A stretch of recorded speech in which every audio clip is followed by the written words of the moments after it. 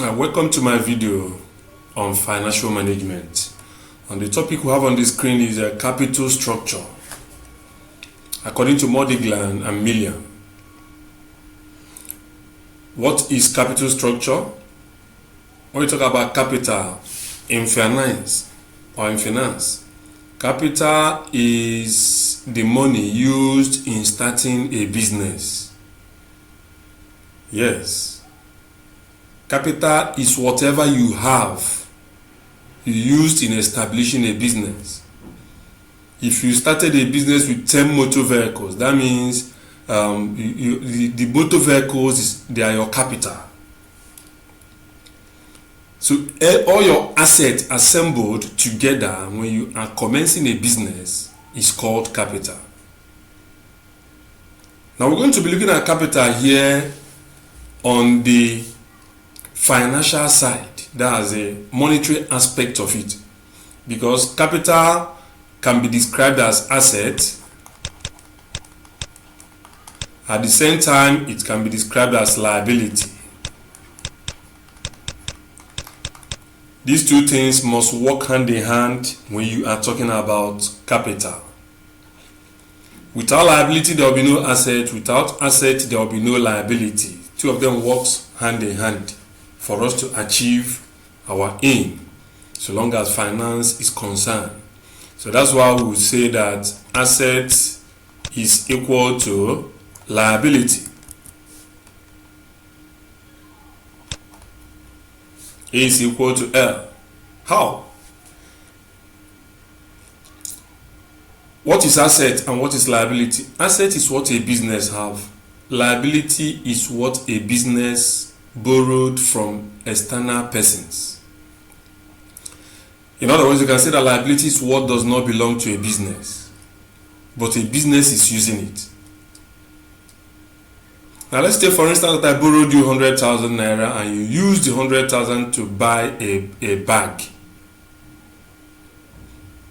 Now what is the asset there? What is the liability there? To you, who I borrowed the money, that money, 100,000 given to you, is a liability to you because it does not belong to you. But the bag you went and purchased with the 100,000 belongs to you. So that particular one that belongs to you is called asset, and the one that does not belong to you is called liability. Now in this package, you'll be looking at asset as application.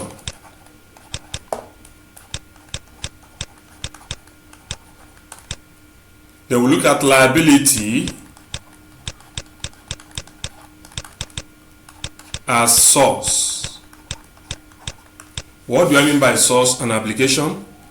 When we talk about source, we're talking about where the money is coming from.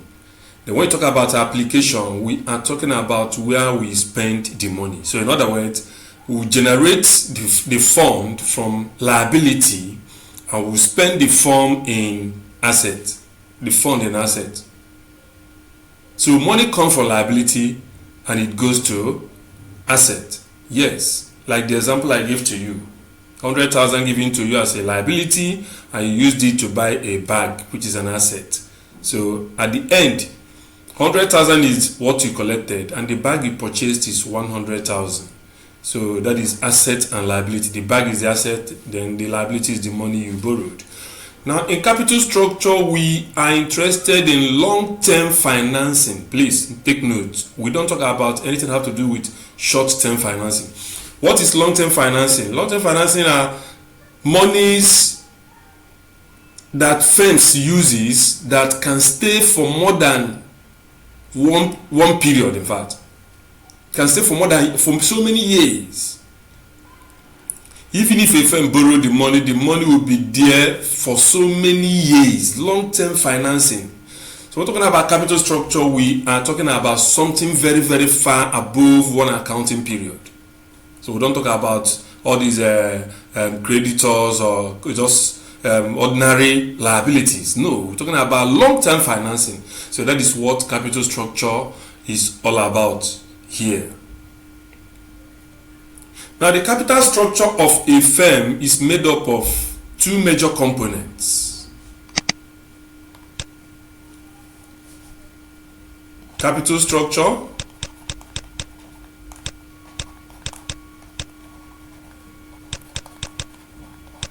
is made up of two major components. Number one is equity, and number two is debt. I'll be using capital letter E for equity, and I'll be using capital letter D for debt.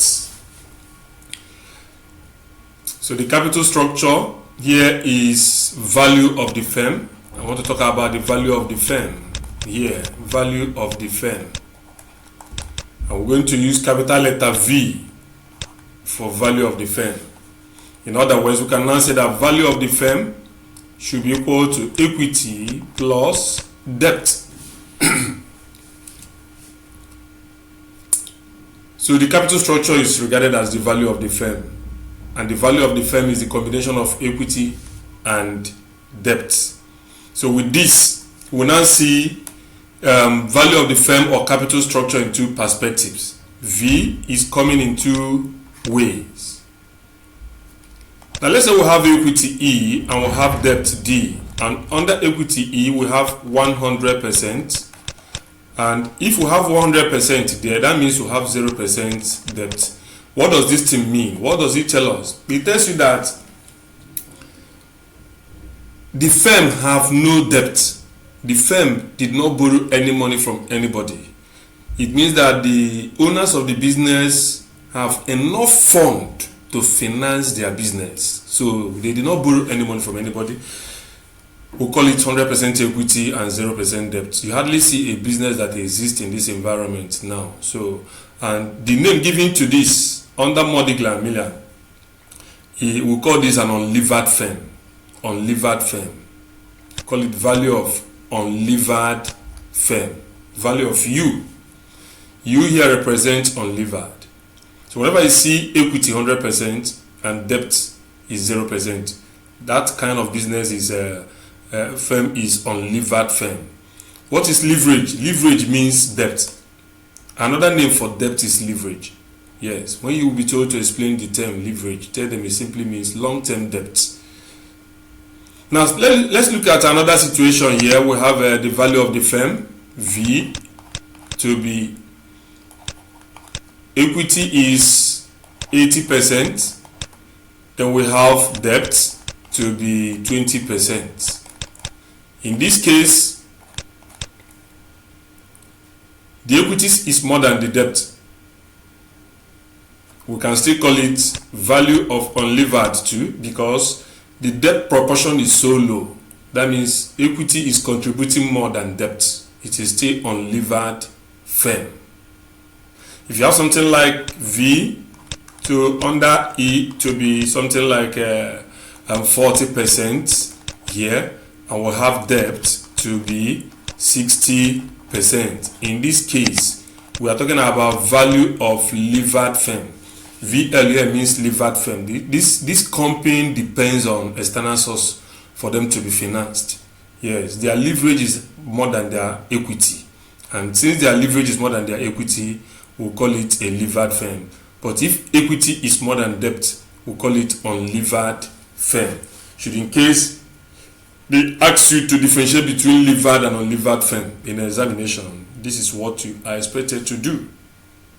Now, what is Modigla & Millian trying to tell us in this capital structure? Modigla & Millian is trying to tell us that in one particular firm, in a particular firm, that asset remains constant. Asset remains constant. In a particular firm, asset remains constant, but liability varies. That's what Modigla & Millian is trying to tell us. How do you explain this? Remember, when we're talking about liability, we're talking about long-term liability, we're talking about long-term financing, which comprises of equity and debt. We don't talk about short-term liabilities here. or current liabilities. We're talking about long-term debt and liabilities. Yes. So we talk about capital structure. We have internal source, we have external source. Internal source, the money generated by the owners of the business. External source of capital is the one that they borrowed from outside or from external persons. Then two of them makes up the capital structure of a firm. So when what they borrowed is more than what they have, we say that the firm is a levered firm. They are standing on leverages. A lot of firms are like that today. They survive with people's money. Then when the equity is above the debt, then we say that the firm is unlevered firm. The firm is doing very, very well. So Modigla & Millian is trying to tell us that while asset remains constant, the liability varies. So let me give you an instance. Like you have let's say we have a balance sheet. We have a balance sheet of this nature.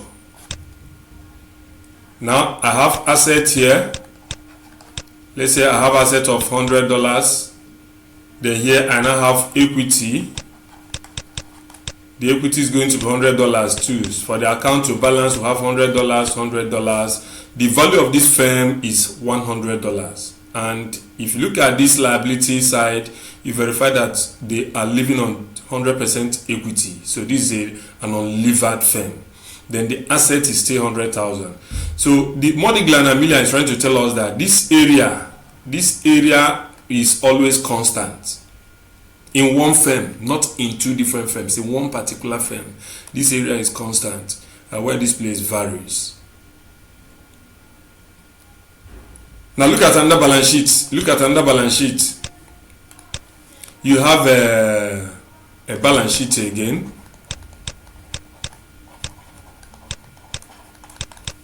So we have another balance sheet.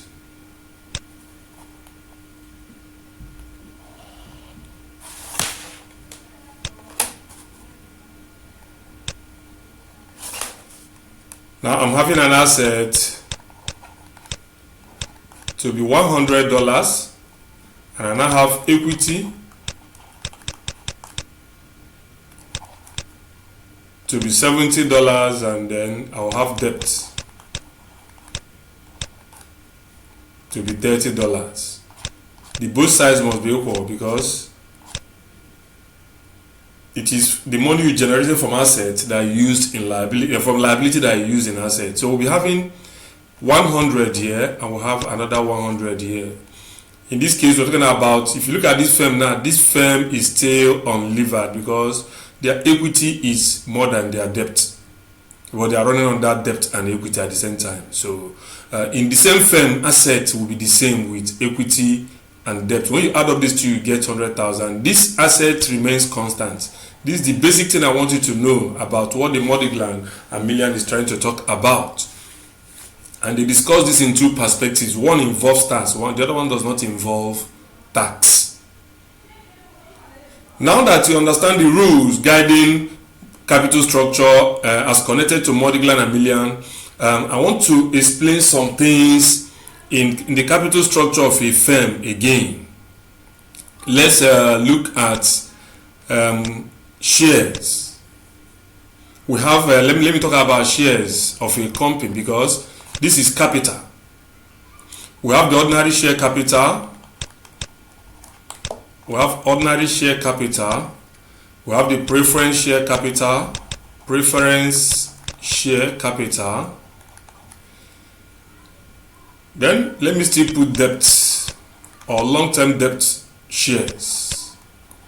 Under this, you talk about bonds, debentures, and all the rest. All of them are under debt or long-term loan.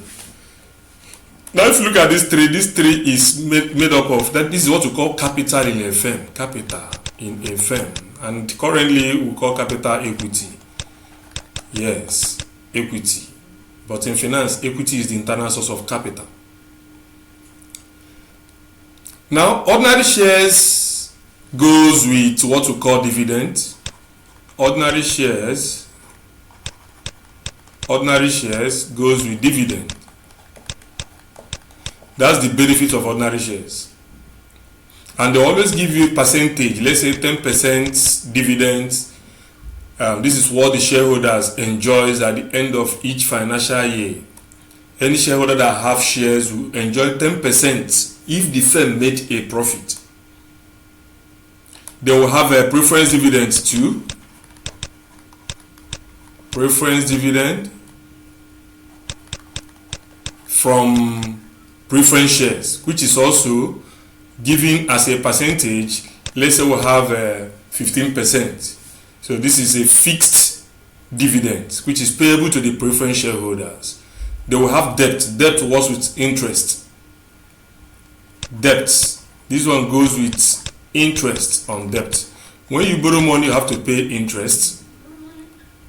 So here we'll be using the value I, capital letter I. Whenever you see I means interest, and it is working together with debt. So we're going to use P here for preference shares, and we're going to use S for ordinary shares. Yes. Now, three things are involved here. Three things are involved under this issue, under these shares. We are still talking about shares. Three things are involved. Number one is number of shares. Number one is number of shares. Number two is value of shares.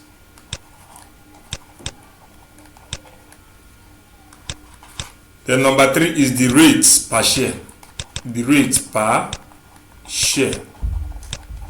These three things work together.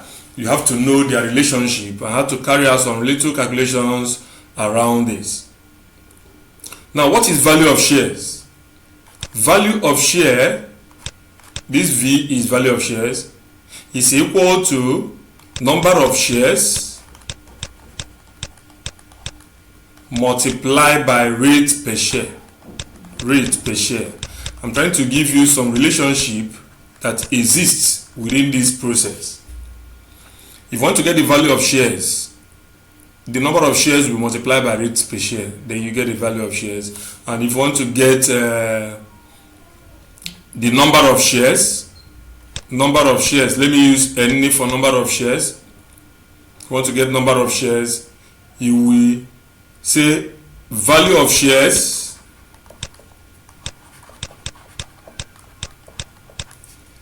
divided by rate per share. You get number of shares. I've given you the formula for value of shares. I've given you the formula for rate per share. I've given you the formula for number of shares. I've given the formula for value of shares.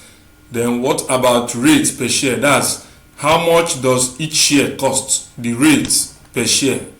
The rate per share is value of share divided by number of shares.